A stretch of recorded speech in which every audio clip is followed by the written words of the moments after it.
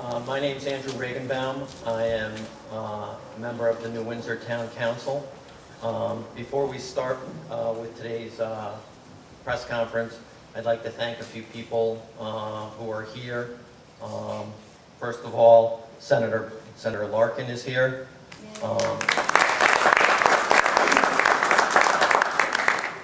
Supervisor George Green is here.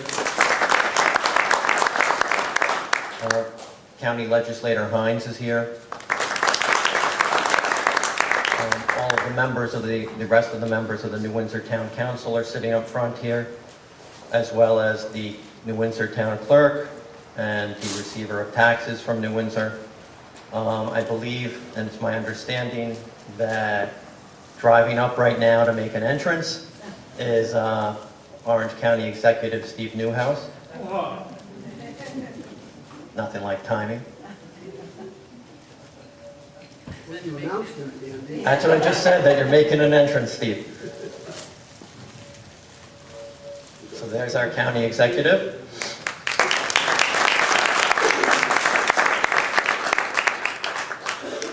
And the county supervisor from Dutchess County, Mark Molinaro, was planning to attend, but had to send his regrets at the last minute. As well as president of the local union, Todd DiOrio, both sent their regrets, but were planning to attend, but sent letters with what we're going to talk about here today. So ladies and gentlemen, we're here today. I'm not really here so much in my capacity as a New Windsor Town Councilman. I'm here more as a citizen of Orange County, and more importantly, as a father and a parent of children who live here in Orange County. The acting executive director of the State Gaming Commission, Robert Williams, was quoted the other day as saying that the decision on awarding a casino was not necessarily going to be based upon the total dollars, but he said it's the effect it's going to have on the location. And what we have here is when people were speaking before the State Gaming Commission, both in Poughkeepsie and up in Albany when the presentations were made, there was a lot of discussion about how much money, how many jobs each of the casinos could bring. But what we spoke about, what I spoke about when I went up to Poughkeepsie, is the difference between what the Grand Hudson offers and the other casinos who are trying to get a casino here in Orange County, is that the Grand Hudson has come forth and said that they're going to build a sports and aquatic center right here in Orange County that's going to create a legacy for this county, for Dutchess County, and really for the Hudson Valley as a whole. The Hudson Valley Sports and Aquatic Center that you see beside me is going to be a 160,000 square foot facility that puts together indoor soccer, indoor sports, turf sports field that can be used for soccer, lacrosse, field hockey, pretty much any type of sport that requires indoor practices on turf fields. It also will have all sorts of fitness facilities, but most importantly, what it's going to create and what it's going to build is a first in this region Olympic competition swimming pool. And I'm going to talk to you about each of those things, but what I wanted to start with before we went anywhere is why is this different than what is offered by the other casino applicants in this area. See, I hate using microphones. I got to tell you, I usually speak just very personally and in front of people when I talk in my job. So I'd like to move away from this a little bit because it makes me uncomfortable. But basically what the Grand Hudson has offered, folks, is we have a location at Stewart Airport. And I say we because in working with Luther Wynn, who's the owner of Green Track, Mike Malik and Jim Dacey, who are the people who run Full House Resorts, they've kind of created a family atmosphere with what they're trying to bring here. And I feel a part of them, even though I have nothing to do with their operation. And what's different about this and why this isn't a casino talk here today is Luther, Mike, and Jim are not going to speak to you. They're not going to talk to you about casinos. What they wanted done today is a discussion of why this is good for the entire Hudson Valley and what makes this different. And that's what brought together all of these politicians, these labor people who have not come forward before, and these guys are going to come to you and they're going to say to you, we support this project. They support the building of the Hudson Valley Sports and Aquatic Center because that facility is going to bring a whole separate stream of revenue and jobs to the Hudson Valley, different from what a casino would do. And when you talk about what the governor was looking for when he created the legislation that said, let's bring casinos to New York, he was looking for something that wasn't, anybody can build a casino, and anybody can bring people to sit at table games, to go to restaurants, to go to nightclubs. That's going to be in any one of the casinos at any location.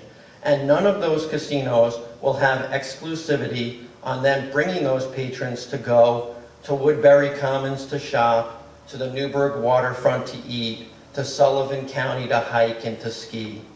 None of that is different. What is different with the Grand Hudson that nobody else has come forward to do is they've become a partner in the community.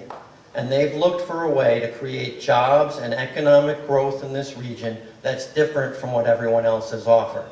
Where you have bigger, deeper pockets saying, we'll help you by building a road or an off-ramp to fix traffic or to fix a park because we're going to break those. That's different. Those things are spending millions of dollars to fix a problem that they're about to create. Whereas the Grand Hudson is putting a casino at an airport in a location that is specifically designed for this type of facility. It won't impede on anybody's traffic, it won't create problems with infrastructure, and it won't have any problems with the local residences. The Grand Hudson won't have to spend money to build roads, it won't have to fix parks, because all of those things are already taken care of. Instead, they've turned around, taken that money, and figured out how to reinvest it in the community and create more money and more growth in the state. And that's the very thing that Governor Cuomo came to us when he stood in Sullivan County and he said, this is what we want with legislation. This is what they've done. So you have the creation of a 160,000 square foot facility that, as I said, will be a legacy. It will bring people to this region from basically states all over the Northeast. For any of you who have children, you know that when your children like mine are on a local travel soccer club or on a swimming team, they go weekend after weekend to different sites to play. And that's what makes these things recession-proof, because no matter what happens in our economy, we always make sure that our children have a place to play, have a place to learn. So what is the Hudson Valley Sports and Aquatic Center? Let me get into that now, and I'm going to walk away from this mic that's killing me. So the Hudson Valley Sports and Aquatic Center, sorry for the news guys, is basically going to have three components to it, okay? You're going to walk in through a main lobby, and once you get into that lobby, the patrons are going to go either to the swimming center, which is a natatorium, and there is no 10-lane Olympic competition swimming pool open to the public anywhere in the Hudson Valley. In fact, there is no pool of this type in New York State other than in Suffolk County in Eisenhower Park or up in Buffalo. Thus, this will be able to host regional competitions from throughout the state of New York as well as the entire Northeast. As you can see from this bigger picture, the facility has the ability to have seating for up to 2,500 people at any type of swimming event. And one of the people who we're going to have here who's going to speak to you at the very end of this press conference is Ian Crocker, an Olympian, three-time Olympian, five-time medalist, two-time Olympic world record holder, maybe is it Olympic? Just world record. World record holder, I'm sorry. is here to talk about just the benefits of that to a community as well as to the entire region. But attached to that, there's a separate therapy swimming pool and learn to swim swimming pool. It's a zero depth entry pool with 3 lanes and a separate therapy area. There is no pool like this, as far as we know, in the entire state of New York that will have state-of-the-art aquatic therapy abilities and therapy rooms all built in there. This will provide for health benefits to the entire community. And we're working with several large multi-specialty medical practices in the community in order to partner with them so that these services will be provided to people throughout the county. Separate from the water side of the pool, of the facility, is the indoor turf fields over here. This field house, one of its kind, unique facility. What it will do is in the winter, or even the fall as New York is, where we're all cold like today, it's enclosed, can be used for local teams to practice, local school districts to use, and then club sports to play. During the weekends, it will host competitions, local, regional, and it can be as big as the entire Northeast. That facility is about 90,000 square feet. Attached to that will be 2 large full-court basketball courts over here, which can also be used for the community, for practices, and for sports. Above that will be an indoor walking and running track, fitness center, and then community rooms, which will be used for seniors, community groups, and the like, all things which are very much needed in our community. All of these things were put together with a vision, and all of these are being paid 100% by the Grand Hudson Casino. That will then all be gifted to a partnership between the town of New Windsor and a not-for-profit entity called the Hudson Valley Sports and Aquatic Center that will run this. Ultimately, this entity will, based upon feasibility studies that have been run, will not only sustain itself, but will be profitable in the terms of hundreds of thousands of dollars, which will then be given back to the town to use for other town activities and town, as well as to the county.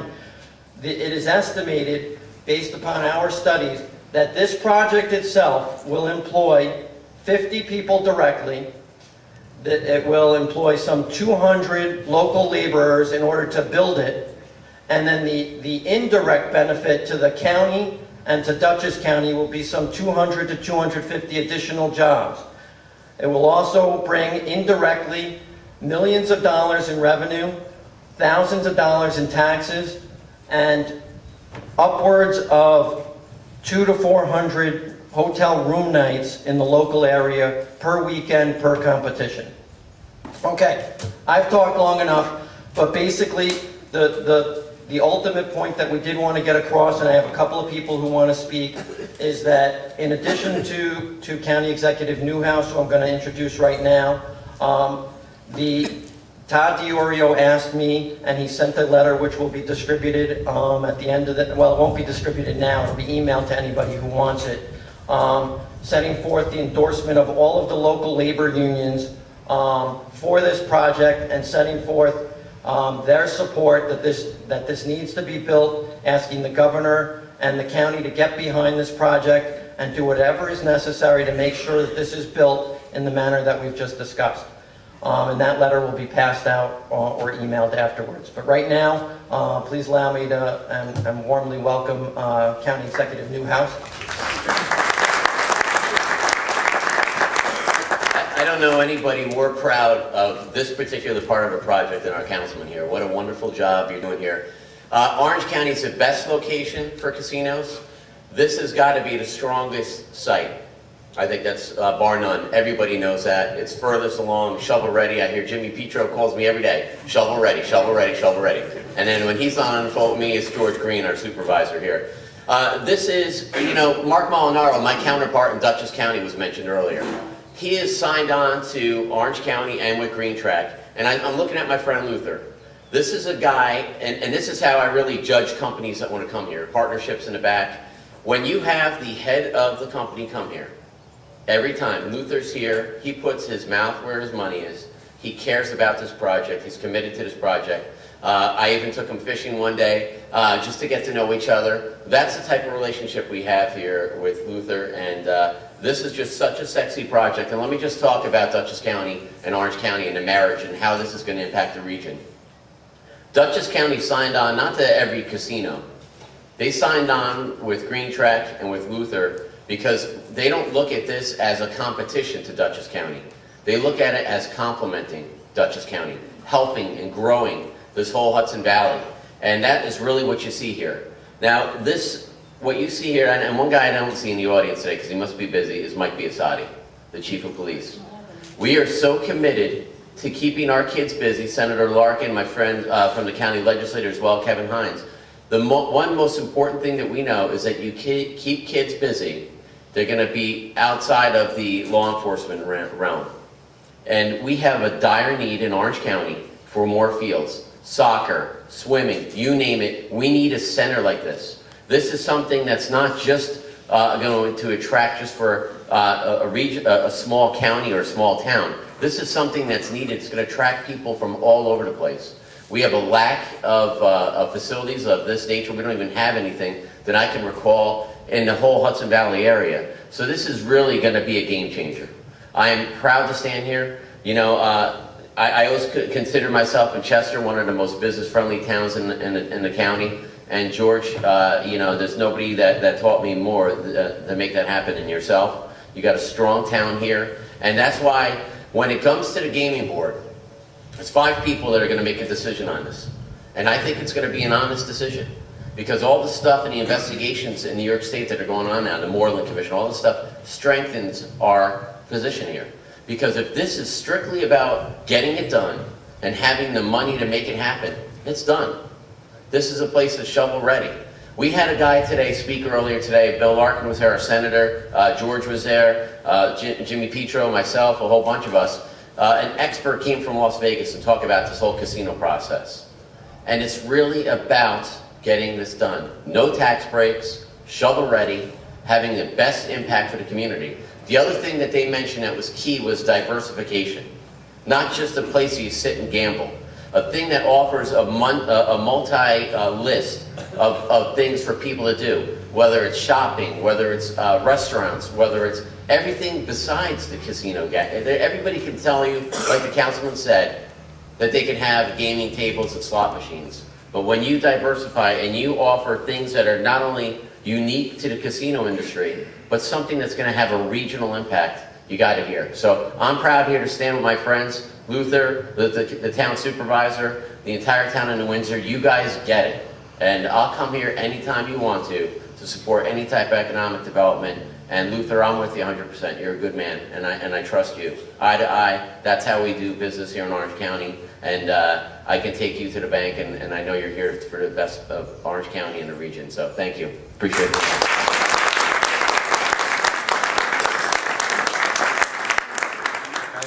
And before I get to my next speaker, you know, Steve brought up an excellent point about kids and what they need to do. One of the highlights of this facility, and something that gets lost often, is that you don't just have all the kids who have high school sports and club sports and that'll all be in here. But what you also have in this facility that is unique is that therapy center. And there's all these kids of special needs. And that center is designed specifically for special needs kids and people with disabilities in order to help them have a place to go, have a place to rehabilitate, but also have a place to compete and to play, just like everybody else. And that's a huge aspect to this, that separate pool and that separate expense was not spared so that everybody, all inclusive, could be involved in this. With that, I'm going to introduce now Senator Bill Larkin. Say a few words from him. Thank you, Senator.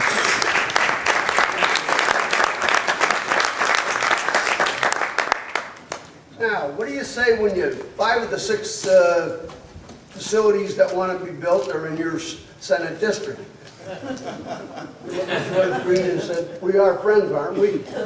Now, let's get back to the basics here. What Andy has brought out here, and Steve covered it quite clearly. Everything we read about, there's a big article in the City and State magazine, and it talked about every one of the casinos. And they all talked about, we're going to have this many tables, we're going to have that many tables. But here, nobody's talking about the tables. Where's all the people that are going to run this? They've come up with a new idea. Let's put the people first. If we put the people first and make something so that they can enjoy it and be proud of it, people that come here to gamble will start to say, let's look at this. Look what they've done here. You know, too often, especially in politics, it's me, instead of we. This is a tremendous project. It's something that the board has to look at. I mean, I know what you said about Williams. We have a different opinion of Mr. Williams. Because when Mr. Williams said Orange County, you know, there was a letter written and all of that. That's garbage. If the governor's really serious about economic recovery, he's got to look at Orange County. People in the other counties say, well, if it goes to Orange County, the money is stopped, we won't get it. If you've got a business and you've got something that's working, people like Jimmy Petro will be there to invest. But if you've got something that everybody else has, mama, we'll wait for tomorrow. Today is today. And the other thing that I think I want to be very honest about, you know, when you come out here and talk about this here, you're showing the people before the facts. Yes, there's going to be a lot of money spent. There's going to be, in the next couple of weeks, I'm sure someone's going to say, oh, do you know that one night, two of their big bosses had a drink? Of course, nobody said it was water, and then somebody else is going to add something else. But the bottom line is, where is anybody else telling you what they're going to do? You know, the airport, I lived there for 5 years working. But the point about it is that you're walking into something that says, here's the start. And you're shovel ready, Jimmy. Thank you.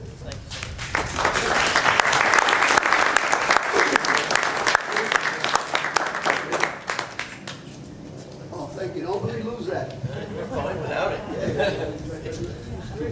So the senator's point is well taken, that ultimately, the last point that I tried to make was that this project will benefit not just the people of Orange County and the people of Dutchess County, but, you know, God forbid I say the words, this project will actually bring people to a Sullivan County casino. This project is going to bring people to the region so that they're going to want to participate in things throughout this area. And by that, this is like, you raise the water level, it rises all ships.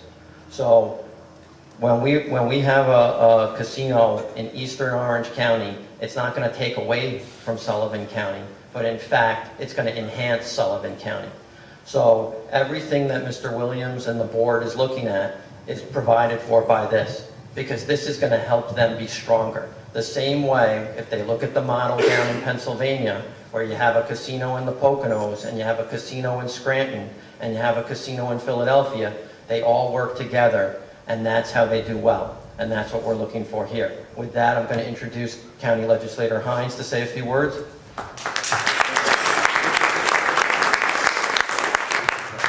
Thank you. It's my honor to be standing here. I can tell you that no one's more passionate about this project than Andrew Regenbaum.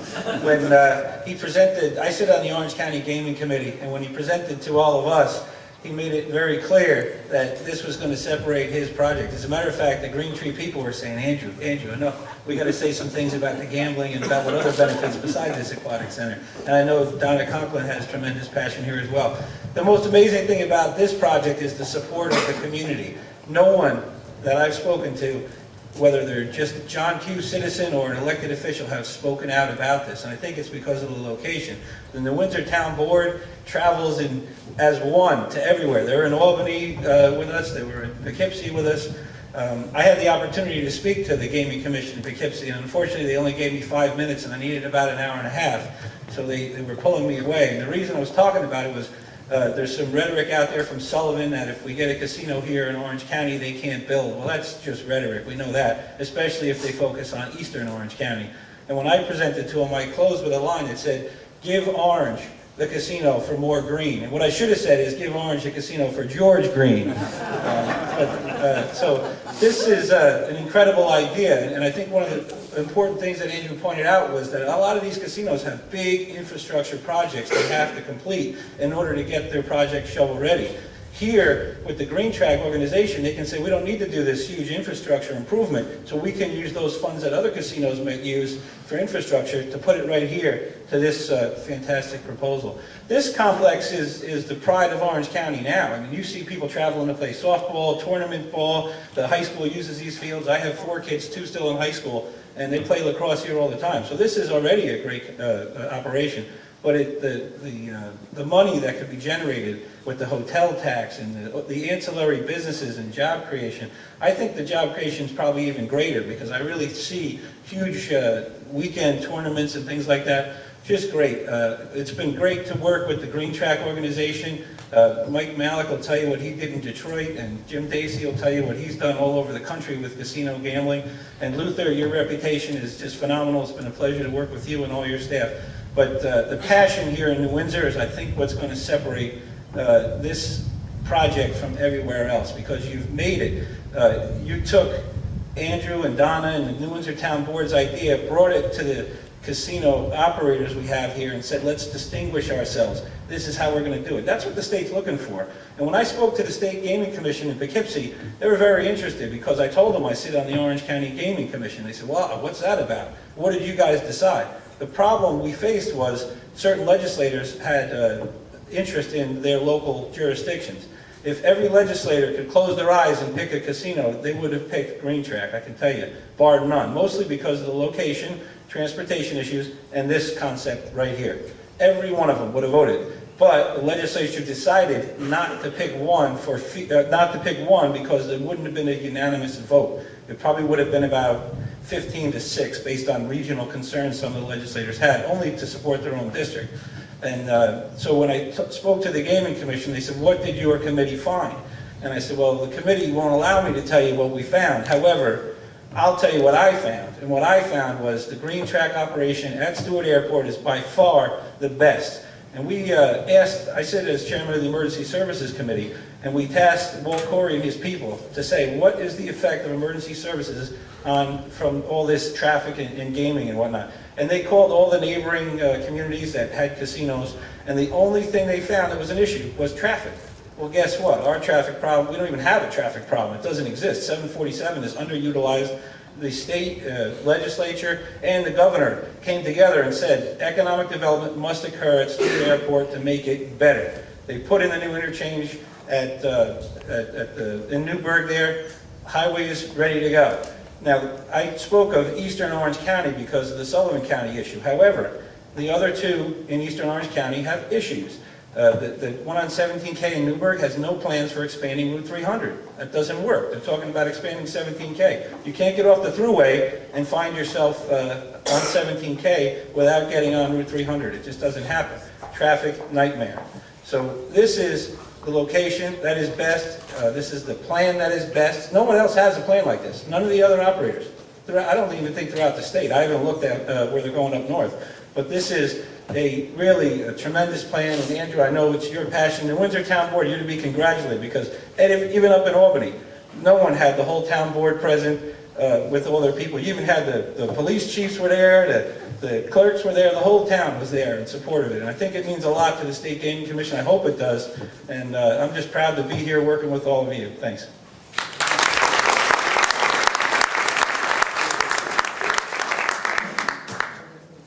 We have 2 more speakers. Throughout the crowd here, what we have, and they're going to speak quickly, is a number of representatives of local sports teams, sports clubs. We have Metropolitan Swimming, which is the entire regional swimming organization. And all those people are here because they wanted to show their support and enthusiasm for getting this here. So with that, one of the representatives that we have is Chris Mance, who's a local head coach in swimming, and he's going to talk about what projects like this have done for him. And we'll go with that. Thanks, Chris.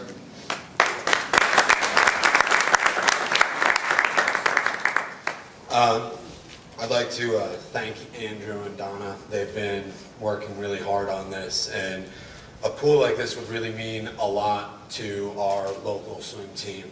That last year we had over 100 kids that were using the high school pool, and it was super crowded.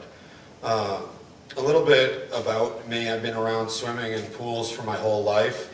And growing up, my mom taught swim lessons, so I was always dragged to the pool, was playing in the pool, and joined my first swim team when I was 6, the local team.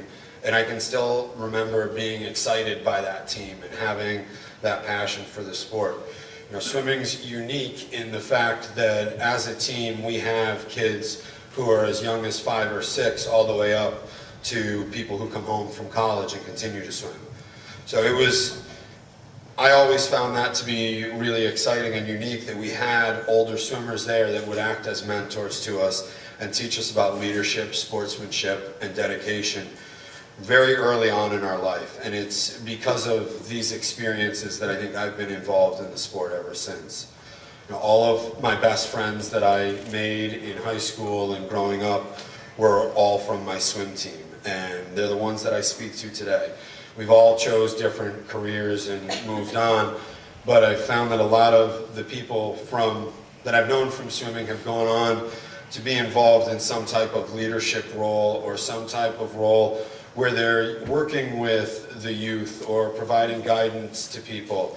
And I think that's also from swimming, from learning those lessons early on about how to be a leader and how important it is to be dedicated to something. After school, I went on to swim in college, and I swam at the University of Kentucky. I moved from Massachusetts, and it was a long way to move away from home and family. And one of the things that I found very comforting then was being a part of the swim team. And moving all the way away from everyone I knew was okay because I had 15, 20 people that I was moving down with. I might not have known them yet, but I knew they were going to be swimmers just like me, and it was going to be just like at home. After swimming for 2 years at Kentucky, I ended up transferring to Ohio University, where I majored in adventure recreation. While I was there in my senior year, I was on a wilderness survival trip and had a seizure into my fire, and I was burned on my face and arms. I spent about 6 months in the hospital and had about another 18 months of recovery time and surgeries. And over that year and a half when I was in and out of the hospital, I became depressed and I felt really isolated. I was away from swimming with all of my burns and open things. I couldn't go in pools, I couldn't be in water, and it was really difficult. So when I finished after that, as I was finishing everything, I had my internship left to do to finish my degree. And so I immediately looked back to swimming.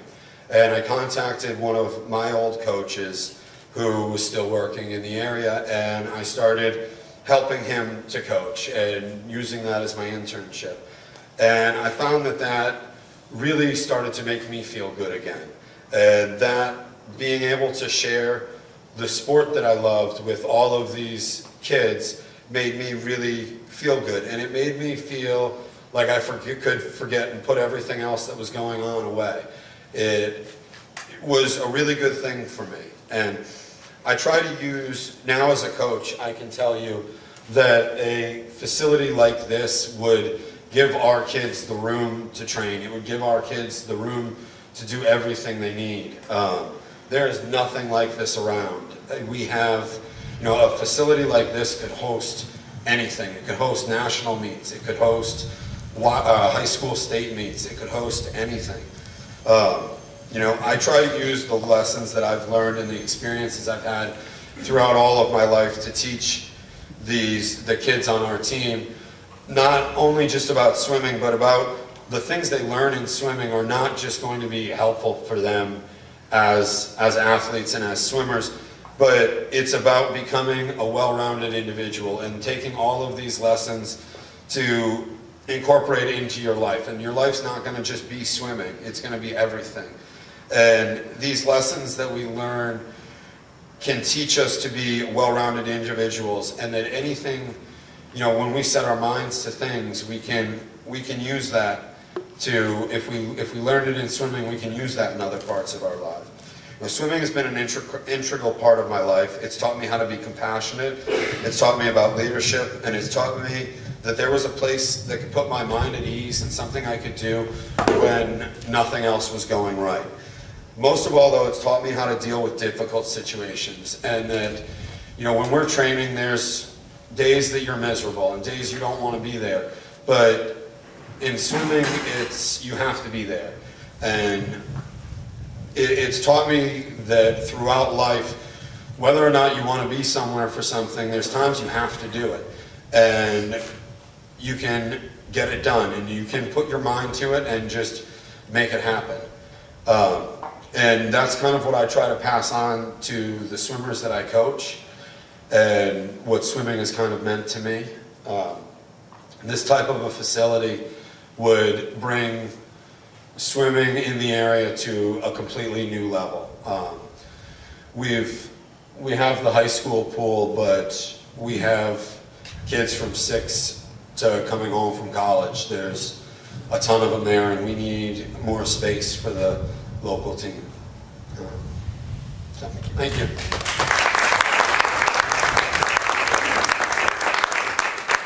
And we're going to wrap up with Ian Crocker. As I said, Ian is a 3-time Olympic swimmer, 5 medalist, held 2 world records in swimming.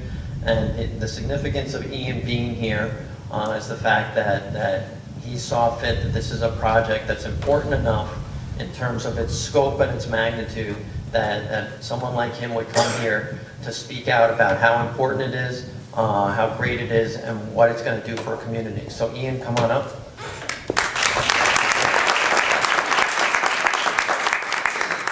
Thank you very much for having me here. I want to talk a little bit about what a place like this, a venue like this, can do for the community, not just the swimming community, but the community as a whole. I grew up in Portland, Maine, and in the state of Maine, we still do not have a facility anything like this. Bowdoin College comes closest, and they built their pool 49 meters long rather than 50 meters because they didn't want people to come in and use their facility.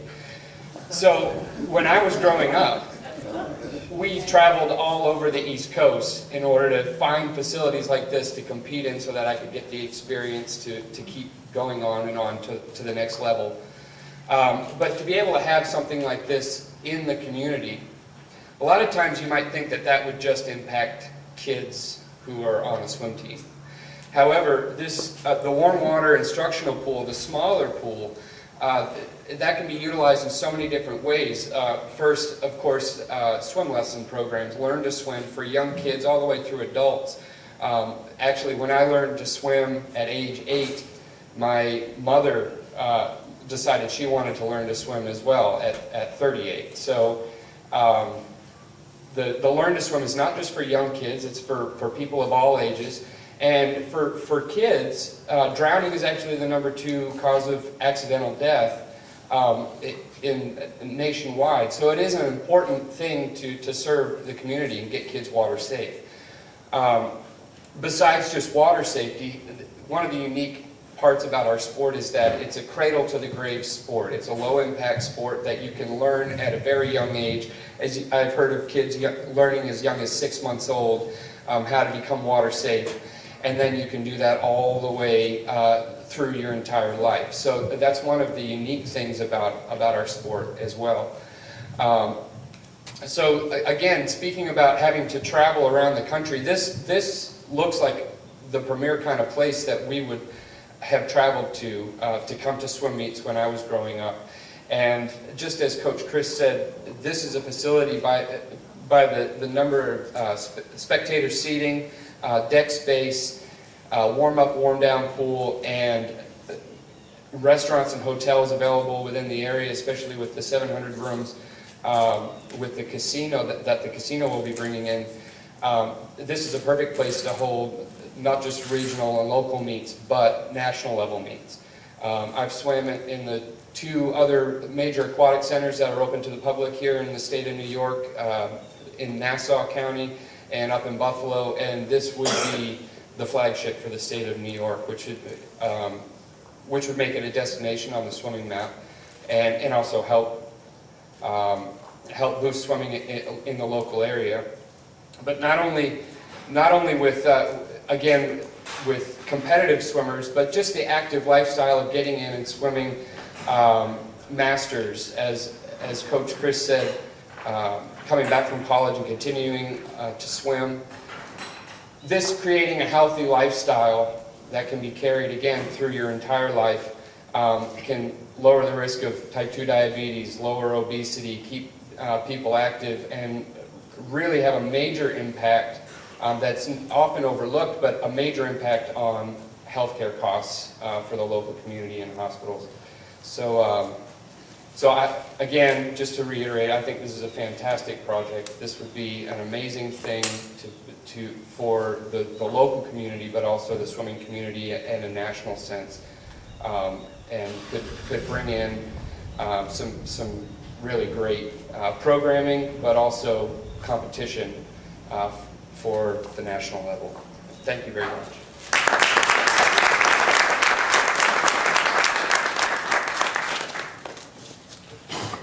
Before I was a town councilman, I was the president of the local swim team. And I got to tell you how exciting it was for me to find out that Ian Crocker was coming to this, because, you know, the Metro Swimming people asked him to come and look at a project like this. And you know, he volunteered his time on short notice to come out here and do that. And then he's going to hold a clinic with the kids later tonight. I think that's just absolutely amazing. And that was what drove me to do this from the very beginning. But when you get down to it, we're going to wrap up here. But what Governor Cuomo was looking for is the economics of what's going to be brought to the table. And this by itself is a project that if we came to the governor and we came to County Executive Newhouse, who can tell you I've been bugging him long before there was the thought of casinos, and we came to Supervisor Green, this is something that the state of New York needs to get behind, because New York is a state that should be leading, not following other states that already have projects like this, that already have centers like this. And the fact that we don't have one is a shame, and it's now high time, thanks to Mr. Wynn and his team, that we put this in New York, have New York's legacy set, and then everything else will come with it. So with that, we're going to conclude our program. If there's any questions from the press, I'd be glad to take them, or offer the elected officials who are here, if you want to talk to any of them. This question for, I guess, the development team. I don't know if you could comment on that. But we know that the village of Curious Joel has been very much against the development of a casino in the area. However, earlier this week they announced their support for this project. So we were looking to get a comment on that. Sure. Can we do that now? Or You want to do that now? We'll have someone from the team to give you a comment and questions. Any questions on this particular announcement? I have a question. Maureen? It's going this direction, right? Back there in those woods. Okay. And how many acres is it? The project itself will be about 13 acres. The town will have more than that back there. But this facility will take up, with parking and the building itself, will be about 13 acres. Cost? What's the cost? The cost of the project is between 12 and 15 million. And like I said, the Grand Hudson has agreed to pay the entire bill. And then, what was it, gifted, you said? Gifted. To to the town and to the not-for-profit entity that is currently setting up the management and run the feasibility studies on the program. And the total cost including the casino is $750 million, is that correct? That's what I thought I saw in the press release. For the casino and this project? The development project. The entire project, they would know better than me. I'm the guy on this. Any other questions?